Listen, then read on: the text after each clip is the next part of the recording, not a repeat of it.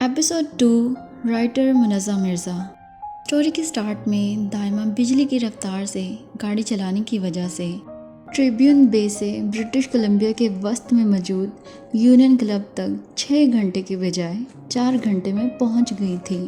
रात के 2 बजे भी उस जगह को देखकर कोई भी दिन का गुमान कर सकता था। कमकुमा नुमा बत्तियों से सजाया क्लब का अंदरूनी हिस्सा मुमकिन तौर पर लकड़ियों से बना था। दीवारों से लेकर वहां मौजूद कुर्सियां भी लकड़ी के बने शाहकार लग रहे थे। लकड़ी की इस कदर खूबसूरत आमेज़श पर दाइमा मुतासिर हुए बगैर न रह सकी। दाइमा उस स्नेहा नामी औरत को तलाश कर रही थी जिसे कल ठिकाने लगाने के बाद उसने ओल्ड पैलेस में दाखिल होना था। क्लब में स्टेरियो की आवाज़ के साथ हल्की सी आवाज़ गिटार की धुन की भी आ रही थी, मगर ये धुन थोड़ी देर पहले सुनी गई धुन से मुख्तलिफ थी। दाइमा हुड के नीचे से आसपास का जायज़ा ले रही थी जब किसी कुर्सी की नोक बजने पर चौंकी। जलती बुझती रंगीन बत्तियों में वो कुछ भी ठीक से देख नहीं पा रही थी, जिसकी वजह उसका इस जगह पर पहली बार आना था। बासिल जो गिटार की धुनें तरतीब देने की कोशिश कर रहा था, अचानक किसी के कुर्सी से टकराने की वजह से बौखला सा गया था। हुडी में से नज़रें उठाए वो मुसलसल किसी को तलाश कर रही थी, मगर मतलूबा इंसान न मिलने पर उसने बगैर देखे बासिल से उजलत में स्नेहा अलाल के बारे में पूछा और इशारा मिलने पर उसकी तरफ लपकी। उसके तेज़ी से चलने की वजह से उसके ब्रेसलेट के सुनहरी मोतियों ने अरताश पैदा किया। बासिल को लगा था इस अरताश की आवाज़ से उसकी धड़कनों में भी अरताश पैदा हुआ है। दाइमा जिस स्नेहा का सोच रही थी ये उससे बिल्कुल मुख्तलिफ लगी। 27-28 साला, दुबली पतली, गंदमी माइल, सफ़ेद रंगत की गहरे नकोश की वो औरत कम टीन एज लड़की ज़्यादा लग रही थी। तंग कमीज शलवार ऐसे लग रही थी जैसे उसके जिस्म के साथ चस्पा हो। नफीस ज्वेलरी कलेक्शन के साथ वो पैसे की खूब नुमाइश कर रही थी। दूसरों की इज्जतों को बेच खाने वालों के पास ऐसे ही बेशबहा हराम जमा होता है, मगर ये लोग हराम हलाल से बलातर सोच के लोग थे। इनके नज़दीक जो जायज़ नाजायज़ की भी कोई वक़्त नहीं होती। स्नेहा इंतहाई नज़दीक से हाथ हिलाती किसी लड़के से बात कर रही थी या लुभा रही थी। दाइमा चेहरे पर मुस्कुराहट के साथ बाहर निकली। उसके लिए काम आसान हो गया था। इस नाजुक हसीना का सर फोड़ना उसके बाएं हाथ का खेल था। स्नेहा अलाल के रंग ढंग देखकर दाइमा के चेहरे के तासरात बदल रहे थे, जिन्हें देखकर बासिल महसूस हुआ।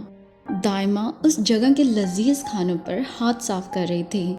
अचानक मेज़ पर नमूदार होने वाली पर्ची को देखकर चौंकी थी। दाइमा ने आसपास देखा, मगर पर्ची रखने वाला या तो हवा से तेज़ रफ्तार रखता था या भीड़ में गायब होने का माहिर। डोंट डू दैट, ऐसा मत करो। अजीब बात है, ऐसा क्यों ना करूं? इतने मशहूर है यहाँ के खाने, अब मैं खाऊं भी ना। पर्ची पर लिखे अल्फाज वो खातिर में न लाते हुए दोबारा खाने लगे। बासिल जो थोड़ी देर पहले उसकी बाएं जानिब की मेज़ पर पुश्त किए बैठा था, उसकी बात सुनकर सर पीट के रह गया। ये लड़की समझने वालों में से नहीं है। दाइमा यूनियन क्लब से निकली तो बासिल और सनाज उसके पीछे हो लिए। दाइमा ने फिर गाड़ी की स्पीड बढ़ा दी। बॉस, इस लड़की के साथ मसला क्या है? ये गाड़ी चलाती कम, दौड़ाती ज़्यादा है। इसका पीछा करने के चक्कर में मेरी हड्डियां बाहर आ जाएंगी। बासिल ने एक नज़र सनाज पर डाली, जिसकी सेहत से लग रहा था कि चंद घंटे मज़ीद इसी रफ्तार से गाड़ी चलाई गई तो वाकई इसकी हड्डियां गोश्त फाड़कर बाहर आ जाएंगी। गंदमी माइल स्या रंगत के साथ वो सेहत से भी खासा कमज़ोर था, मगर बात इधर से उधर करने में अवार्ड्स का मुस्तहक था। बासिल ने दाइमा तक वो पर्ची बहुत मुश्किल से पहुंचाई थी। अगर सनाज वो देख लेता तो ये मुमकिन न था कि वो शेख को मतला न करता। वो उस गैंग के सरबराह शेखर विशास उर्फ शेख का बहुत बड़ा चमचा था। शेख की नज़र में अपनी ज़रा से इज्जत बढ़ाने के चक्करों में वो किसी की भी जान का नजराना आसानी से दिलवा देता। बॉस, हम आराम से चलते हैं, उसे जाने दो। सनाज गाड़ी में बैठे हुए भी ऐसे हाँप रहा था जैसे चलकर मुसाफिर तय कर रहा हो। बासिल ने स्पीड आहिस्ता करते हुए रास्ता बदला। मज़ीद पीछा करने का फ़ायदा नहीं था, उन्हें शेख को भी जाकर आगाह करना था। दाइमा ने गाड़ी एक घर के सामने रोकी और खुला दरवाज़ा देखकर दौड़ती हुई अंदर गई। सफ़ेद रंग का वो 2 मंजिला घर किसी छोटे से सफ़ेद महल का टुकड़ा लग रहा था। दरवाजे से दीवारों और घर में मौजूद आमेज़िश के सामानों तक में सफ़ेद रंग नुमाया था, जिसकी वजह दाइमा का सफ़ेद रंग पर मर मिटना था। वो जहाँ भी कोई सफ़ेद चीज़ देखती तो वहाँ से लाकर अपने सफ़ेद खाने में उठा लाती। सामने खड़े हैदर अली दाइमा को देखकर हैरान हुए। एक दिन में कैसे लौट आई मेरी बेटी? अब वो दाइमा को खुद में भींचे हुए थे। बस डैड, आपको पता है आपकी बेटी कितनी फास्ट है। यकीनन मेरी बेटी ने गाड़ी चलाई नहीं दौड़ाई होगी। अरे नहीं डैड, मैंने गाड़ी भगाई है, दाइमा फखरी अंदाज में बता रही थी। हैदर अली सर झटक कर रह गए, जिसका मतलब था ये कभी नहीं समझेगी। मम्मी जल्दी से मिले, मुझे जाना है।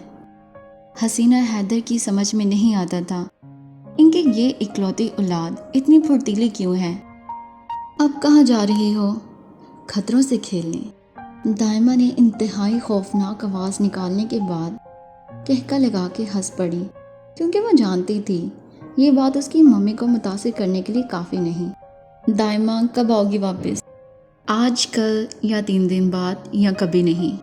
कभी नहीं कहते हुए दाइमा का दिल बैठा था, मगर वो बहुत सारी ज़िंदगियों को बचाने की खातिर अपनी ज़िंदगी खतरे में डालने का सोच चुकी थी और फैसले बदलना उसने सीखा नहीं था। दाइमा क्या मतलब कभी नहीं? मम्मी मजाक कर रही हूँ, कहती दाइमा बाहर की तरफ दौड़ी। अभी उसने ज़बूर और सनी के साथ मगज़मारी भी करनी थी।